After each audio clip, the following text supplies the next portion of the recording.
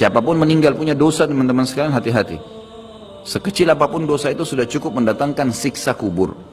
Walaupun belum tentu dia masuk ke dalam api neraka. Jadi jangan dianggap remeh.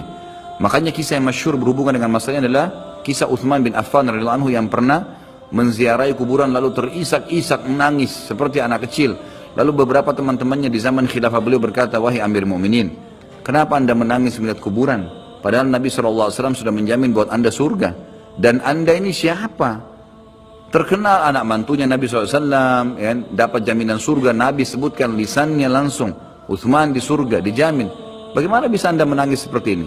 Jawaban Utsman radhiyallahu anhu sangat bijak. Orang yang beriman dan berilmu punya jawaban yang tepat. Dia mengatakan Rasulullah SAW menjamin buat saya surga, tapi tidak menjamin saya selamat dari siksa kubur. Dari mana jaminan saya disiksa dulu di kubur? Nanti saya masuk surga, betul. Tapi di kubur disiksa dulu karena masih ada dosa. Maka pemahaman yang dikeluarkan oleh para ulama tentang tadi saya bilang, dosa itu sekecil apapun sudah cukup untuk membuat adanya siksaan, gitu kan? Itu karena pernyataan Utsman bin Affan yang menyebutkan statement tadi, gitu kan? Jadi kita harus memahami poin ini, teman-teman sekalian. Makanya jangan pernah tunda minta maaf sama orang. Jangan pernah tunda mengembalikan haknya orang lain. Jangan pernah menganggap remeh dosa-dosa kecil. Tidak boleh sama sekali. Karena kita akan lihat nanti salah satu penyebab azab kubur adalah tidak cebok pada saat kencing. Masalah kecil yang dianggap kecil oleh orang, gitu kan? Banyak orang anggap remeh. Maaf, banyak saudara-saudara kita yang membawa taksi, kendaraan umum di luar sana, kemudian kadang-kadang kita lihat di pinggir jalan kebelet kencing, main mampir sembarangan saja, ya, kencing sembarangan, tidak membersihkan dirinya. Ini berbahaya, penyebab azab kubur. Kata ulama, kalau kencing saja itu sudah menjadi penyebab, bagaimana dengan buang air besar? Bagaimana dengan orang junub tidak mandi? Bagaimana dengan hal-hal yang lebih besar lagi? Gitu kan? Karena memahami hukum-hukum syari seperti ini, kalau hal yang kecil saja dilarang, berarti hal yang besar lebih pantas untuk dilarang. Kalau hal kecil saja mendatangkan azab, berarti hal yang lebih besar lebih pantas mendatangkan azab. Jadi harus hati-hati, gitu kan? Kalau amal ibadah kecil kita kerjakan sudah besar pahalanya, bagaimana dengan amal yang wajib misalnya, atau amal yang besar yang kita kerjakan? Kalau umrah fadilahnya besar, berarti haji lebih besar. Kalau sholat sunnah besar, tahajud, maka sholat 5 waktu lebih besar pahalanya. Dan seterusnya. Jadi poin-poin ini dalam mukaddimah kita harus difahamin baik-baik, gitu kan? Terutama yang terakhir saya ucapkan tadi. Hati-hati teman-teman sekalian. Saya juga tahu diri saya pasti punya salah, tapi saya mengajak diri saya dan jemaah sekalian untuk beristighfar kepada Allah, bertaubat. Jangan tunda pengembalian haknya orang lain, meminta maaf kalau punya kesalahan. Jangan tunda-tunda, jangan bilang nanti Idul Fitri baru saya minta maaf. Nggak ada perintah dalam agama seperti itu.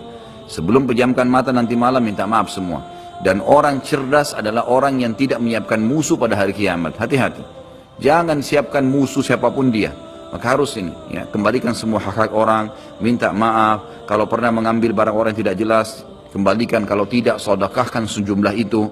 Semua selesaikan. Jangan ada masalah. Ya, jangan pernah ada masalah, jangan siapkan musuh. Imam Bukhari rahimahullah pernah berhenti berburu hanya karena meleset anak panahnya kena pagar tetangganya, gitu kan?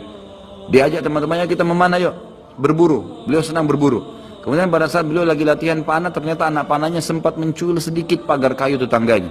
Lalu dia panggil gulamnya, gulam ini kayak pembantunya, sampaikan ke teman-teman saya kalau saya tidak jadi memanah, saya tidak jadi berburu, dan sampaikan kepada tetangga kalau Bukhari minta maaf. Muhammad namanya tentu, Muhammad minta maaf, gitu kan? Sampaikan dan siap mengganti pagar yang rusak itu. Begitu pembantunya Imam Bukhari datang ke tetangga tersebut lalu berkata, ya, Syekh Imam Bukhari menyampaikan maaf karena pagar anda tercuil, diperlihatkan. Lalu tetangganya tersenyum dan berkata, jangankan pagar saya, rumah saya semua buat Imam Bukhari. Saya tidak perhitungan dengan masalah itu. Waktu pembantunya Imam Bukhari kembali ke rumahnya, apa yang terjadi? Lihat orang soleh dan orang beriman, tahu dan yakin dengan adanya siksa dan azab kubur, tahu ada akhirat dan hisab. Maka apa yang terjadi? Imam Bukhari sujud syukur kepada Allah, kemudian bersedekah sekian ribu dirham, hanya karena tidak jadi ada musuh dari tetangga yang dia cuilkan pagarnya. Coba teman-teman, berapa banyak sendal yang ngantung injak? Hah? Berapa banyak air yang kepercik kena orang lain? Berapa banyak ini, berapa banyak itu? Berapa banyak yang kita anggap remeh mengambil karena teman punya dan seterusnya. Ini hati-hati. Jangan siapkan musuh hari kiamat. Azab kubur datang kepada siapapun yang masih punya dosa. Dan dosa ada hubungannya dengan Allah subhanahu wa ta'ala, ada hubungannya dengan makhluk. Kalau berhubungan dengan Allah Azza wa Jalla, kita bertaubat kepada Allah. Allah Maha Pemurah. Dia akan terima taubat hamba-hambanya asal ikhlas. Tapi dengan makhluk nggak bisa. Mencuri, menggunjing, memfitnah, ya, mengambil, memakan. ya, merusak namanya orang lain, ini nggak boleh. Ini harus selain tobat kepada Allah, meminta maaf kepada orangnya. Nah, ini tidak boleh ditunda ini. Nggak ada gengsi di sini.